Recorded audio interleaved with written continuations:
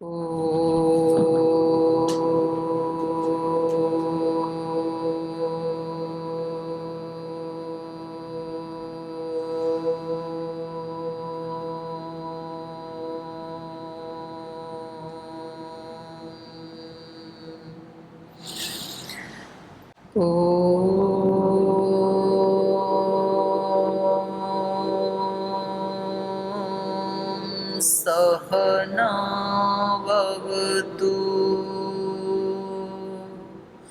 सहनौ भुनक्तु सह वीर्यं करवावहै तेजस्विनावधीतमस्तु मा विद्विषावहै। ॐ शान्ति शान्ति शान्तिः।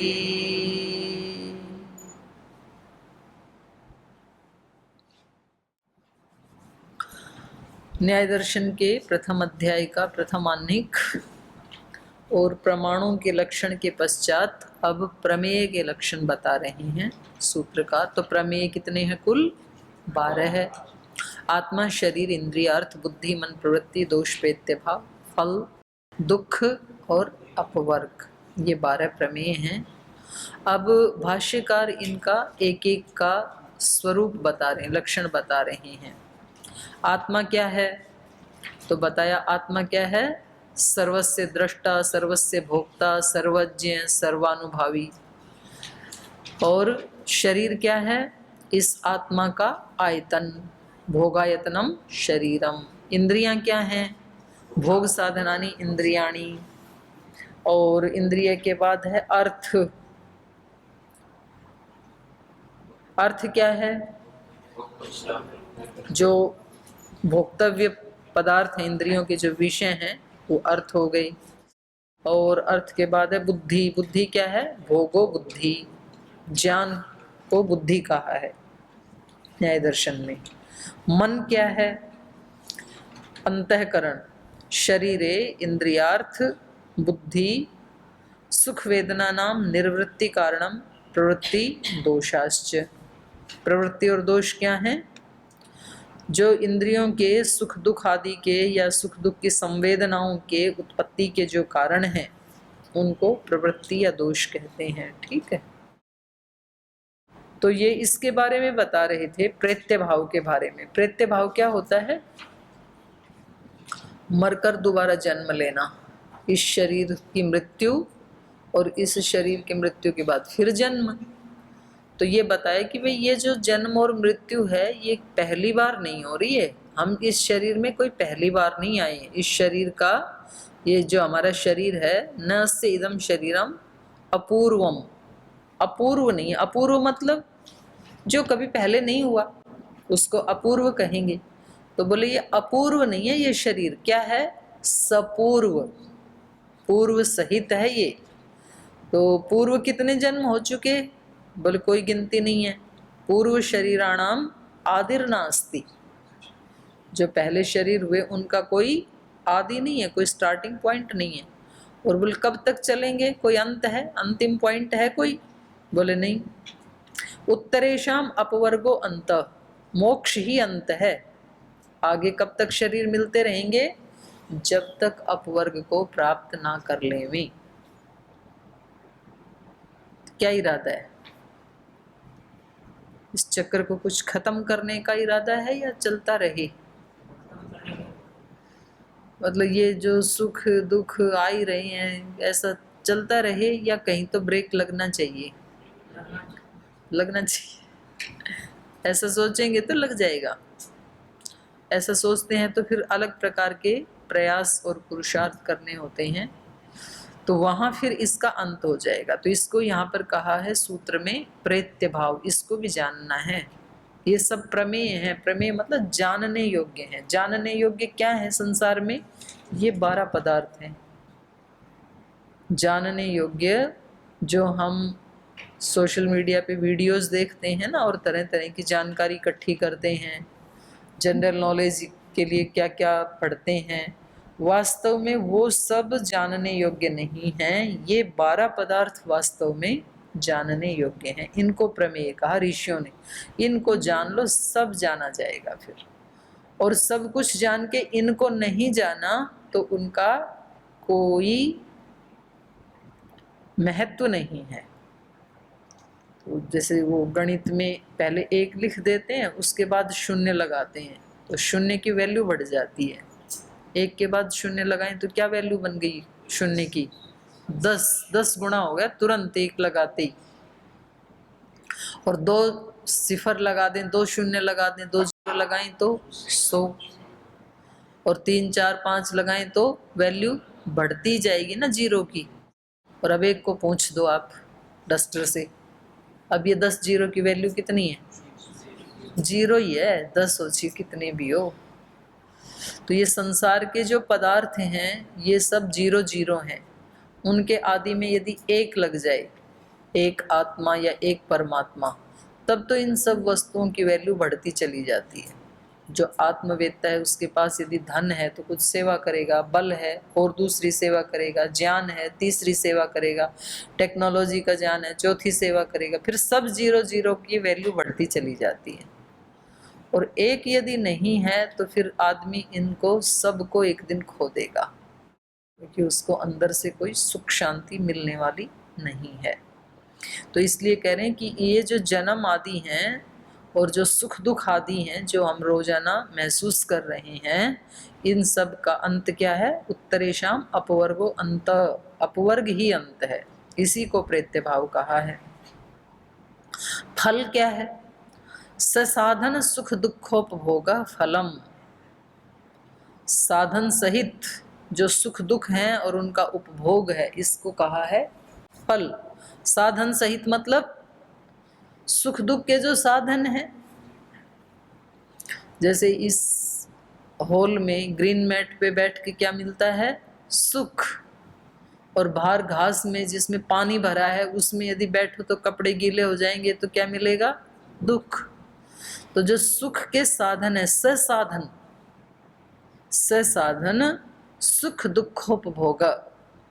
आदमी साधन तो सारे सुख के ही जुटाता है, लेकिन बीच में दुख पता नहीं कहाँ से टपक जाता है। क्योंकि हम जब कर्म करते हैं तो हमें ध्यान नहीं रहता है कि कौन से कर्मों का फल दुख लेकर आएगा, कौन से कर्मों का फल सुख लेकर के आएगा। तो जो अनजाने में हमने दुख के लिए कर्म कर दिए थे तो उनका फल भी आता है। तो इनको ही फल कहा है यहाँ पर। जो सुख दुख हमने कर्म किए थे, प्रवृत्ति थी, दोष थे, उनका जो परिणाम है उसका नाम क्या है? फल। फल के बाद बताया दुख। दुख भी जानने योग्य है। गौतम ऋषि की दृष्टि में दुख भी प्रमेय है। सुख को प्रमेय क्यों नहीं बताया? क्योंकि सुख तो अपवर्ग में मिल ही जाएगा, सबसे बड़ा सुख, इसलिए अपवर्ग को ले लिया सुख के नाम पे। तो दुख को क्यों लिया? दुख का एनालिसिस किए बिना व्यक्ति सुखी हो सकता नहीं है। दुख की परीक्षा किए बिना सुखी नहीं हो सकता। दुख को जानना पड़ेगा कि दुख है क्या। एक होता है दुख का ज्ञान और एक होता है दुख का भोग। दोनों अलग अलग चीजें हैं। हम सब दुख का भोग तो करते हैं रोजाना, पर दुख को जानते नहीं है। ये दुख है क्या, इसका स्वरूप क्या है, क्यों आया, वहां तक एनालिसिस नहीं करते। बस इतना है, आज हम दुखी हैं, और बहुत झट से दूसरे को ब्लेम कर देते हैं, उसके कारण दुखी हैं, बात खत्म। तो ये भोग है दुख का। जो दुखी हो रहे हैं ना, ये दुख का भोग है। तो ये तो जितना भोगेंगे उतने वो भोग बार बार आएंगे हमारे जीवन में। और किसी चीज को एक बार जान लिया, देख लिया, फिर वो नहीं आएगा। हमारा जो मन है ये छोटे बच्चे की तरह से है। जैसे किचन में कोई छोटा बच्चा घुस जाए और सब चीजें इधर उधर उधर उधर डाल रहा है, और फिर उसकी माताजी चली जाए, वो बोल नहीं रही है, बस देख रही है उसको ऐसे खड़ी होकर के दरवाजे में कि क्या क्या कर रहा है। तो बच्चे की एक्टिविटी तुरंत रुक जाएंगी। जैसे वो माँ को देखता है ना, बच्चा वहीं खड़ा हो जाएगा कि भाई माँ आ गई। तो ऐसे ही जब हम किसी चीज के स्वरूप को देख लेते हैं डीपली, तो वो चीज वहीं ठहर जाती है। फिर वो इसने देख लिया, मेरे स्वरूप को जान लिया। तो इस सांख्य दर्शन में भी सूत्र आया है कि जब हम अविद्या के स्वरूप को जान लेते हैं तो अविद्या तिरोहित हो जाती है हमारे सामने से। तो ये जानने योग्य है दुख भी, इसलिए यहाँ पर प्रमेय में गौतम ऋषि ने इसको डाला, दुखम इति नेदम अनुकूल वेदनीयस्य सुखस्य प्रतीतेः प्रत्याख्यानम। बोले ये दुख क्या है? ऐसा तो नहीं है कि सुख का विपरीत दुख, स्कूलों में तो यही पढ़ाया जाता है। एक तो विपरीत शब्द पढ़ाए जाते हैं, एक तो पर्यायवाची शब्द पढ़ाए जाते हैं। तो विपरीत शब्दों में सुख का विपरीत क्या होगा? दुख। पर ये ऋषि कह रहे नहीं, ऐसा नहीं है। सुख का विपरीत दुख नहीं है। सुख अलग चीज है, दुख अलग चीज है, बिल्कुल अलग है। न इदम अनुकूल वेदनीयस्य सुखस्य प्रतीतेः प्रत्याख्यानम। ये जो दुख है ये अनुकूल वेदनीय सुख का, अनुकूल वेदनीय मतलब जो फील करने में अच्छा लगता है, अनुकूल लगता है, उस सुख की प्रतीति का, सुखस्य प्रतीतेः, सुख की प्रतीति का न प्रत्याख्यानम, खंडन नहीं है। ये सुख की प्रतीति का खंडन दुख नहीं है। तो क्या है? किम तर्री जन्मन एव इदम ससुख साधनस्य दुखानुषंगात दुखेन अविप्रयोगात विविध बाधना योगात दुखम इति समाधि भावनम उपदिश्यते। दुख क्या है उसकी परिभाषा भाष्यकार बता रहे हैं। जन्मन एव इदम, जन्म से ही ये ससुख साधनस्य, जो सुख के साधन है, जन्म से ही जो भी सुख के साधन मिले हैं उन साधनों का दुखानुसंगात, दुख के साथ संयोग होने से, दुखों का संग होने से, माने जन्म से जो कोई दुख मिले वो तो दुख थे ही, लेकिन जो सुख मिले वो सुख भी कैसे थे? दुख से युक्त थे। तो इसलिए कहा सुख साधनस्य दुखानुषंगात, दुख, इसी को खोल के बता रहे हैं, दुखेन अविप्रयोगात, जिनको सुखों को दुख से अलग नहीं किया जा सकता है, माने दुख उनके साथ मिला ही हुआ है। तो इस कारण से विविध बाधना योगात, अनेक प्रकार की बाधाओं का योग हुआ है आजकल, आज तक। तो उन सब बाधाओं के योग से, बाधनाओं के योग से दुखम इति समाधि भावनम उपदिश्यते। दुख क्या है? बोले ये समाधि की भावना का उपदेश किया जा रहा है। वहां पर पतंजलि योग सूत्र में पहला ही सूत्र जो क्रिया योग का है, तप स्वाध्याय ईश्वर प्रणिधानानि क्रिया योग। क्रिया योग क्यों? समाधि भावनार्थ क्लेश तनुकरणार्थस्य, क्लेशों का तनु करना, क्लेशों का तनु करना या दुख को हटाना, एक ही बात है। तो वो क्यों किया जाता है? दुखों को या क्लेशों को तनु, कमजोर करना या हटाना, ये किसके लिए है? समाधि भावनार्थ, समाधि को प्राप्त करना है। यहाँ भी वही कह रहे हैं, समाधि भावनम उपदिश्यते। दुख को जानने की बात क्यों की यहाँ सूत्रकार ने? दुख का क्या जानना, उसमें क्यों शक्ति लगाना? बोले दुख को जानेंगे तभी समाधि लगेगी। तो कहा दुखम इति समाधि भावनम उपदिश्यते। ये जो दुख है ये समाधि के लिए, समाधि मतलब समाधान, जीवन के समाधान के लिए उपदेश किया है। क्योंकि दुख का यदि हमने समाधान कर लिया, दुख जीवन में आया क्यों है, वहां तक डीप तक जाना पड़ेगा और फिर जो भी रूट था उसको हटाना पड़ेगा। इसके कारण आया था तो इसको हटा देते हैं। खाने पीने में आपको पता लगता है कि ये चीज़ खाने से मेरे को दुख मिलता है, लूज मोशन हो जाता है, उल्टी हो जाती है, बुखार आ जाता है, मोटापा बढ़ जाता है, तो फिर व्यक्ति को पता लगे तो उसको छोड़ देता है कि भाई इससे तो दुख मिला है। सुख मिले तो प्राप्त करना चाहता है। तो ये कह रहे हैं ये समाधि की भावना इससे बने, समाधान जीवन का मिले, इसलिए यहाँ दुख का उपदेश किया है। समाहितो भावयति, क्योंकि जब व्यक्ति समाहित हो जाएगा, दुख को जानने के लिए व्यक्ति को क्या होना पड़ेगा? समाहित। समाहित मतलब एकाग्र। अभी तो बिखरी हुई हैं शक्तियां, उन शक्तियों को पहले एकाग्र करना पड़ेगा, समाहित करना पड़ेगा, अपने आप को समेटना पड़ेगा।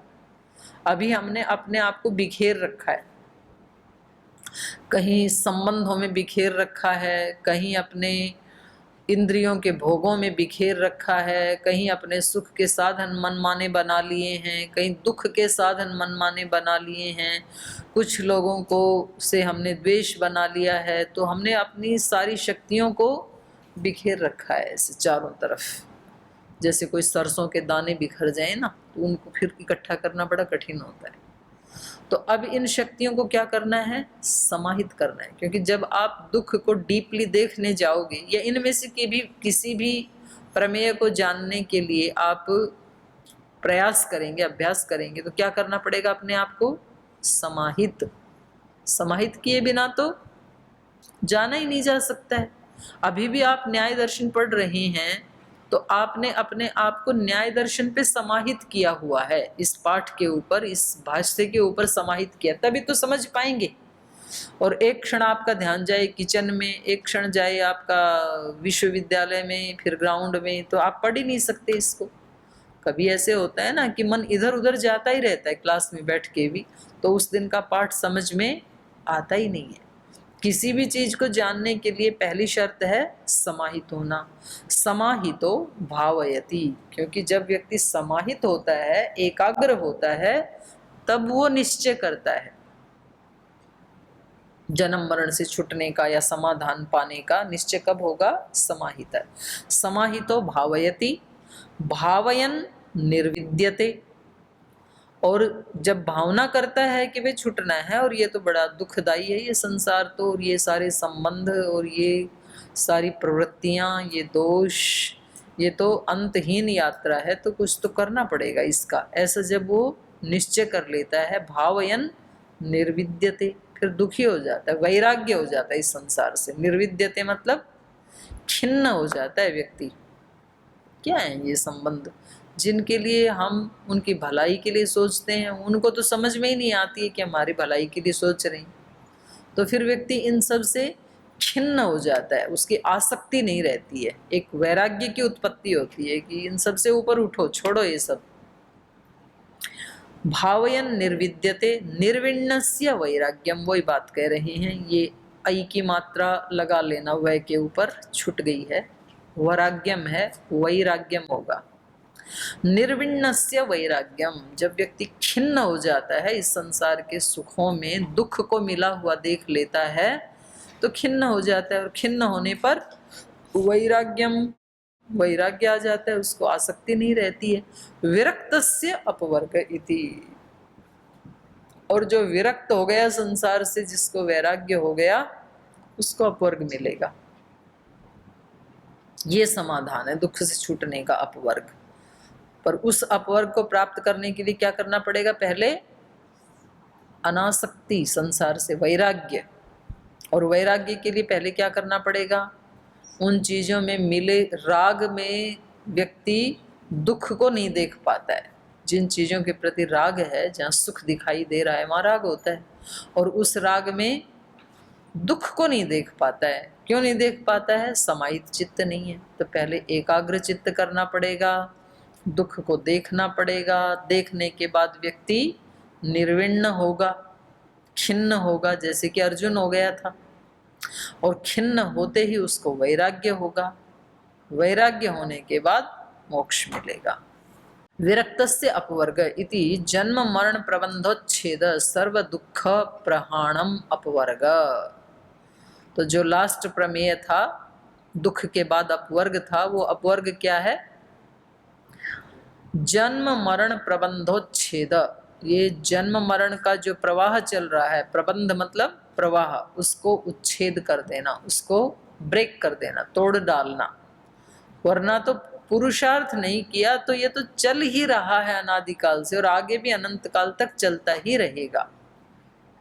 लेकिन अगर इसका उच्छेद करना है इस प्रबंध का, प्रवाह का, तो फिर वैराग्य आदि प्रयास करने पड़ेंगे आपको। जन्म मरण प्रबंधोच्छेद सर्व दुख प्रहाणम, जहाँ सब प्रकार के दुखों का प्रहाण हो जाता है। प्रहाण मतलब नाश, प्रकृष्ट रूप से हानि हो जाती है, जहाँ पर दुखों की नाश हो जाता है, उसको कहते हैं अपवर्ग।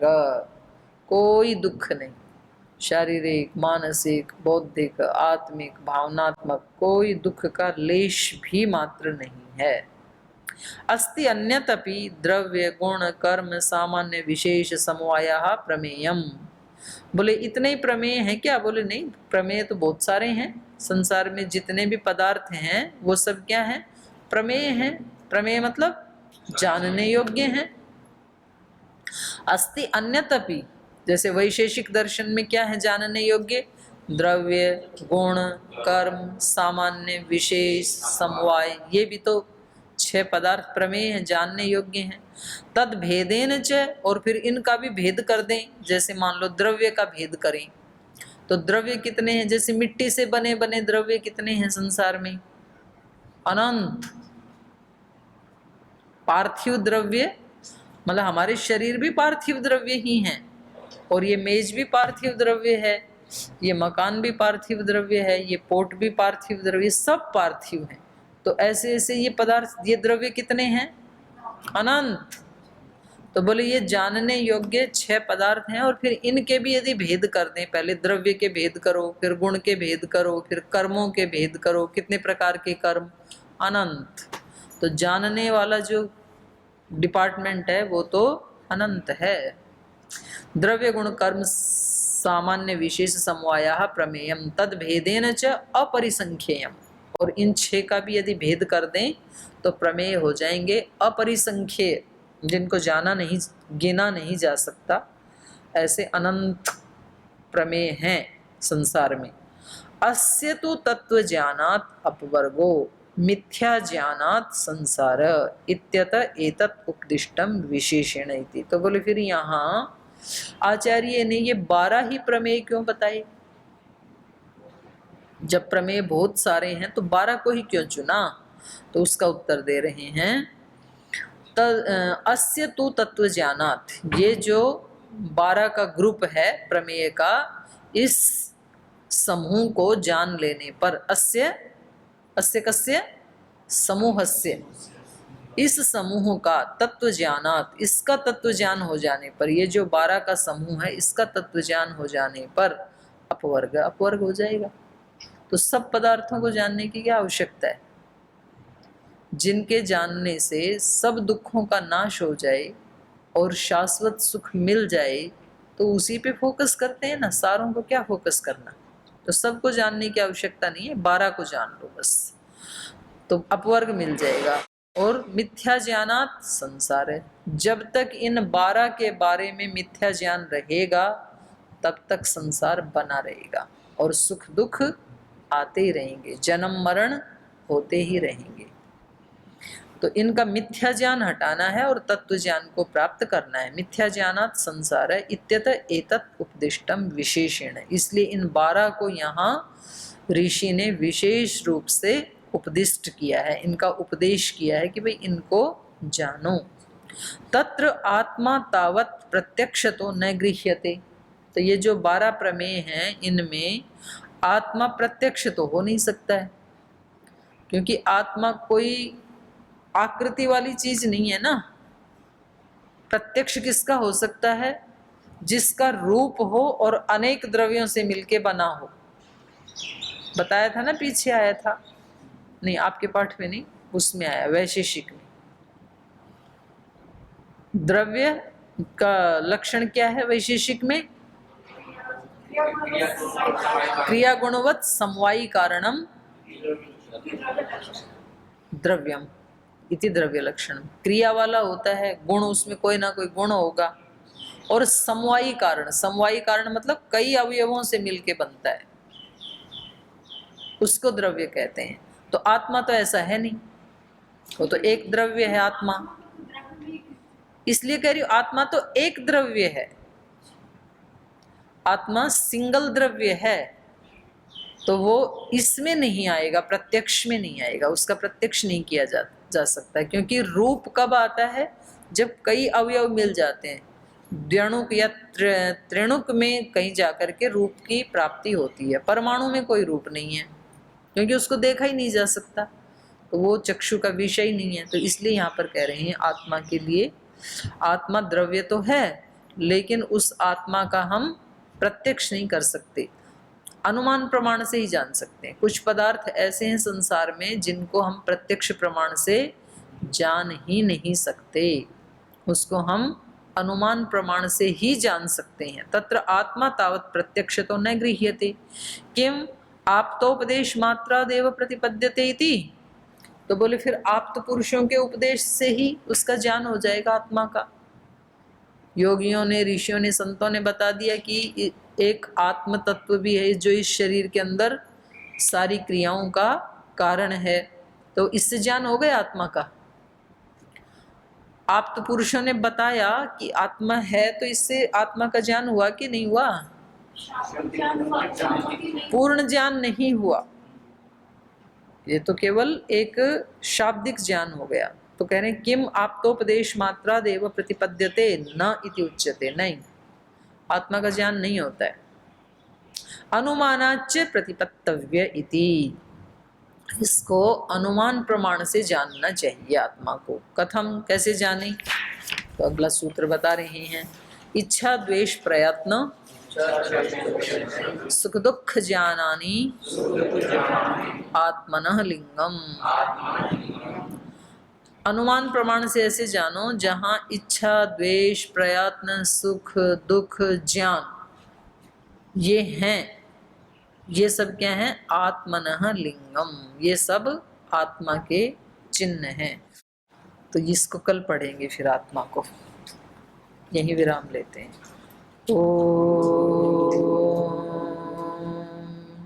शांति शांति शांति।